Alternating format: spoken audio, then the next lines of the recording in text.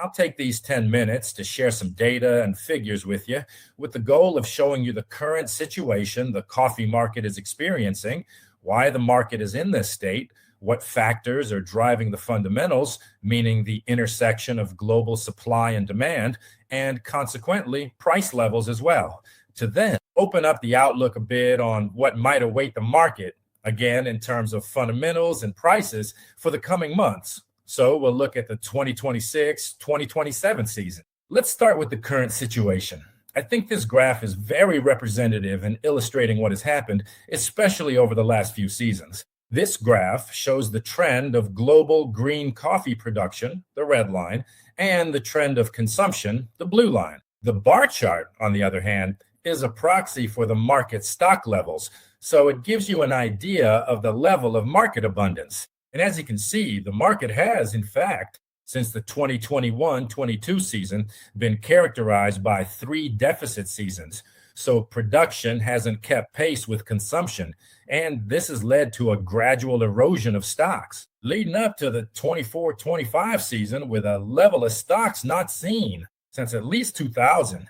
So the lowest stocks in the last 20 to 25 years. The drivers of these deficits are to be found mainly in climate shocks that have impacted production in a market where production is highly concentrated. Over 60% of coffee is produced between Brazil and Vietnam, but they're also found in variables. Let's call them more exogenous, more macroeconomic, such as logistics crises and currency crises that have slowed down trade between producing and importing countries. Importing countries and major coffee consumers aren't coffee producers. They have to import it. We're talking mainly about the European Union and the United States. So the exogenous crises of these recent seasons have also contributed to the deficits and this record stock erosion in both exporting and importing areas. But let's take a closer look at what the dynamics might be that will characterize global fundamentals in the coming seasons, starting from the current 25-26 season, but also in the 26-27 season. As you can see, we're going through a transition season. That is, the 25-26 season is the first one after the last 3 where the market finds a bit of balance, meaning production is once again slightly exceeding consumption. But you can see how this very slight surplus linked mainly to the increase in Robusta production because there were still many issues with Arabica last season, Brazilian Robusta and Robusta in Vietnam. You can see how this production increase is still not enough to normalize stocks. That is, as you see from the bar chart, in 25-26, stocks remain very low and the market is still very vulnerable. It would take the 2026-2027 campaign, so a second year of surplus, to see an increase in stocks again, a bit more pronounced, to steer the market back toward a very complicated normalization of stock levels. And we could see how the 2026-2027 campaign, so the expected surplus for that campaign is still uncertain. So those production increases, especially for Arabica, that would give the market some breathing room, still need to be verified. Now, I've spoken about a campaign we're currently going through, a transitional one, from minimum stocks to increasing stocks, driven mainly by a greater abundance of the Robusta variety. Greater abundance of Robusta, mainly thanks to, as you can see from this graph, a 6% production increase in Vietnam, the main producer and exporter of Robusta, which is leading to exports from Vietnam rebounding by 54% since the start of the campaign. So in the current situation we're experiencing, the higher levels of abundance are characterizing the Robusta variety, which can also benefit from an increase in exports from other major players in the global market. Regarding Robusta coffee, which are Indonesia and Uganda, where you can see exports are increasing by 22% and 3% respectively compared to the last campaign. But let's shift for a moment to the Arabica variety, which I mentioned still presents several critical issues. In fact, the Arabica market is coming off particularly delicate 2024, 2025, and 2025-2026 campaigns, mainly due to a production drop in Brazil in 2025-2026 after several already critical weather campaigns with frosts, excessive rain, or in other cases, droughts, which have slowed and often reversed the biennial production cycle of Arabica.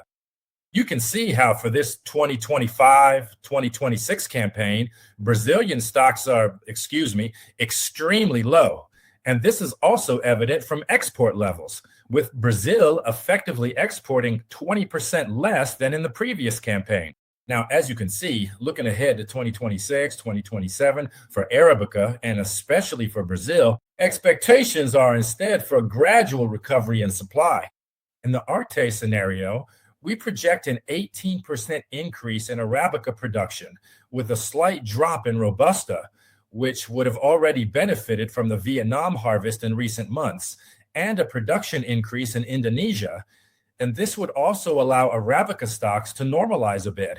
But be careful, because we're talking about a production increase that, as you can see in the table, is confirmed by all major market operators, which would only happen this summer, during the summer of 2026, because production peaks in Brazilian Arabica areas occurred during the summer. What does that mean? It means we're still in a phase where, despite the increases in Robusta production, coffee stocks are still low. We also need a boost in Arabica production.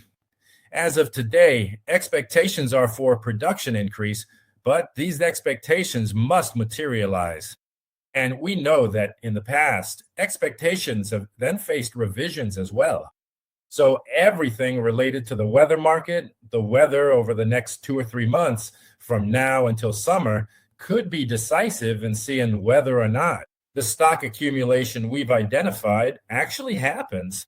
Last summer, for those following the coffee market, prices had already attempted a correction on the back of expectations for a higher Brazilian supply, which then instead gradually began to erode, due precisely and traceable, in fact, to adverse weather events, and the markets then returned to hyperinflation.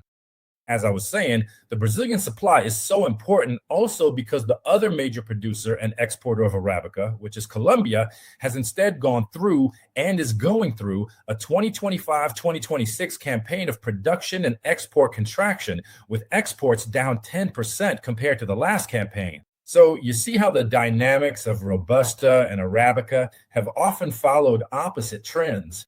Now, this graph illustrates the critical situation the market is still in, where, to help you understand, the starting point is a starting point where stocks are low. Certified and non-certified stocks at European Union ports are 45% lower than, let's call them, the pre-crisis years. This means that any further shock, whether endogenous or exogenous, like currency markets or logistics, can have an immediate and sudden impact on prices. In other words, there isn't that stock buffer that protects the market and, above all, protects prices from any further endogenous or exogenous shocks that are unexpected. Here are the prices. You can see how the erosion of record stocks from recent campaigns has led to unprecedented increases. In fact, since 2023, prices have more than doubled, with increases of over 200%. This is the Arabica variety, which went from equilibrium prices around 150 cents per pound to peaks well above 400 cents per pound. You see that already in the summer of 2025, the market had attempted a correction, the one I mentioned earlier, but then a further reduction in Brazilian supply expectations led to another rebound between 25 and 26, with prices back at record levels. Now, as you can see, the market is attempting a correction again, with a 34% drop in prices over the last month and a half or 2 months.